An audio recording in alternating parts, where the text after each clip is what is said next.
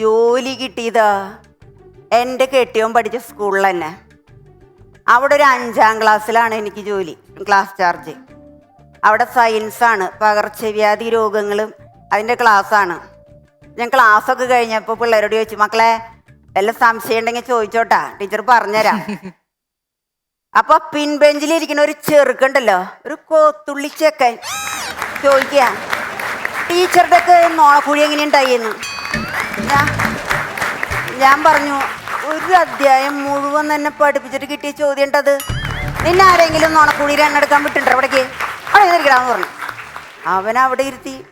അത് കഴിഞ്ഞ് വേറെ ഒരുത്തൻ ശൗച് എന്ന് പറഞ്ഞിട്ട് ഓടി വന്നു. ഹിന്ദിയാണ് കുട്ടി സംസാരിക്കണത്. പണ്ട് ഈ ഗൂർഖകളുടെ കുട്ടികളൊക്കെ അവിടെ പഠിച്ചിരുന്ന ഒരു ഹിന്ദിയെ സംസാരിക്കുള്ളൂ. ഞാൻ ഇതിൻ്റെ അർത്ഥം ചോദിക്കാൻ ഹിന്ദി ടീച്ചറുടെ അപ്പുറത്തെ ക്ലാസ്സിലേക്ക് ചെന്നു. അതിൻ്റെ അർത്ഥം ചോദിച്ച് മനസ്സിലാക്കി വരുമ്പോഴേക്കും ഇവിടെ ക്ലാസ്സിൽ 1, 2 ഒക്കെ സാധിച്ചു. ക്ലാസ് മൊത്തം കൊളായി. അങ്ങനെ ഇന്ത്യയിൽ എൻ്റെ ക്ലാസ്സിൽ ആദ്യമായിട്ടാണ് ആ പദ്ധതി നടപ്പിലായത്. ഏത് പദ്ധതിയാന്ന് നിങ്ങൾക്കറിയോ? എവിടെ ചിന്തിക്കുന്നുവോ അവിടെ ശൗചാലയം. അതാണ് എൻ്റെ ക്ലാസ്സിൽ നടപ്പിലായത്.